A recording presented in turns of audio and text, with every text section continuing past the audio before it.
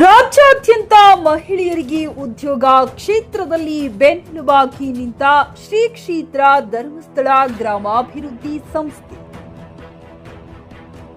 ಸಂಬರ್ಗಿ ಗ್ರಾಮದಲ್ಲಿ ಕಳೆ ತಂದ ಧರ್ಮಸ್ಥಳ ಗ್ರಾಮಾಭಿವೃದ್ಧಿ ಯೋಜನೆಯ ಸಾಮೂಹಿಕ ಸತ್ಯನಾರಾಯಣ ಪೂಜೆ.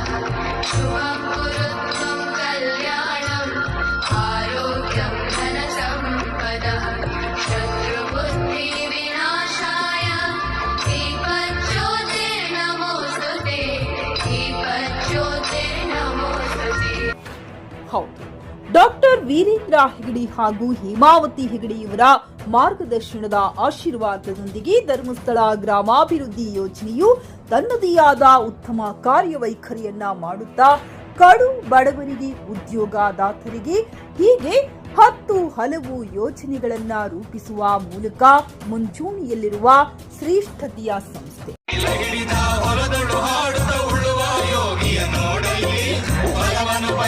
ಸೇವೆಯ ಪೂಜೆಯು ಕರ್ಮವಯ್ಯ ಪರಸಾಧನವು ಕಷ್ಟದೊಳನ್ನವ ದುಡಿವನೆ ತ್ಯಾಗಿ ಸೃಷ್ಟಿ ನಿಯಮದೊಳಗವನೇ ಹೋಗಿ. ಇಲ್ಲಿ ಸತ್ಯನಾರಾಯಣ ಎಂದರೆ ಸತ್ಯವೇ ಪರಮದೇವತೆ ಎಂದರ್ಥ.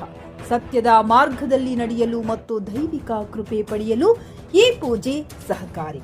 ಕುಟುಂಬದ ಯೋಗಕ್ಷೇಮ, ಸಂಪತ್ತು, ಆರೋಗ್ಯ, ವೃತ್ತಿ ಮತ್ತು ಶಿಕ್ಷಣದಲ್ಲಿ ಯಶಸ್ಸು ಹಾಗೂ ಸಮೃದ್ಧಿಗಾಗಿ ಇದನ್ನು ಮಾಡಲಾಗುತ್ತದೆ. ಈ ನಿಟ್ಟಿನಲ್ಲಿ ಇಂದು ಅಥಣಿ ತಾಲೂಕಿನ ಸಂಬರ್ಗಿ ಗ್ರಾಮದಲ್ಲಿ ಸತ್ಯನಾರಾಯಣ ಪೂಜೆ ಕಾರ್ಯಕ್ರಮ ಏರ್ಪಡಿಸಲಾಗಿತ್ತು. ಶ್ರೀ ಕ್ಷೇತ್ರ ಧರ್ಮಸ್ಥಳ ಗ್ರಾಮಾಭಿವೃದ್ಧಿ ಯೋಜನೆ ವತಿಯಿಂದ ಸಂಬರ್ಗಿ ಗ್ರಾಮದ ಮಾತೆ ಶ್ರೀ ಚಂದ್ರಗಿರಿ ದೇವಸ್ಥಾನದ ಆವರಣದಲ್ಲಿ ಆಯೋಜಿಸಿದ್ದ ಸಾಮೂಹಿಕ ಸತ್ಯನಾರಾಯಣ ಪೂಜೆಯ ವೇದಿಕೆ ಕಾರ್ಯಕ್ರಮವನ್ನ ಗಣ್ಯರು ಹಾಗೂ ಗ್ರಾಮಸ್ಥರು ಜ್ಯೋತಿ ಬೆಳಗಿಸುವ ಮೂಲಕ ಚಾಲನೆ ನೀಡಲಾಯಿತು.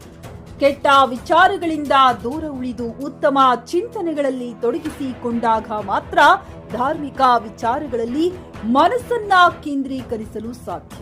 ಒಟ್ಟಿನಲ್ಲಿ ಧರ್ಮಸ್ಥಳ ಗ್ರಾಮಾಭಿವೃದ್ಧಿ ಯೋಜನೆಯ ಕಾರ್ಯವೈಖರಿಗಳು ಇಂದು ಜನಮಾನಸದಲ್ಲಿ ಉಳಿಯುವಂತಾಗಿದ್ದು ಮಾತ್ರ ಸುಳ್ಳಲ್ಲ. ಈ ಸಂದರ್ಭದಲ್ಲಿ ಜಿಲ್ಲಾ ನಿರ್ದೇಶಕಿ ನಾಗರತ್ನ ಹೆಗಡೆ, ತಾಲೂಕು ಯೋಜನಾಧಿಕಾರಿ ಸಂಜು ಮರಾಠಿ, ವಲಯ ಮೇಲ್ವಿಚಾರಕ ಬಸವರಾಜ್ ಗರಗದ್, ಯಯಾತಿ ಗುರು, ಪಾಂಡುರಂಗ ಕೋಳಿ, ಸೇವಾ ಪ್ರತಿನಿಧಿಗಳು ಸೇರಿದಂತೆ ಗ್ರಾಮ ಪಂಚಾಯಿತಿ ಸದಸ್ಯರು, ಗ್ರಾಮಸ್ಥರು, ಗುರುಮಾತೆಯರು ಉಪಸ್ಥಿತರಿದ್ದರು. ಉಮೇಶ್ ಕೋಳಿ, UK9 ನ್ಯೂಸ್ ಕನ್ನಡ, ಚಿಕ್ಕೋಡಿ.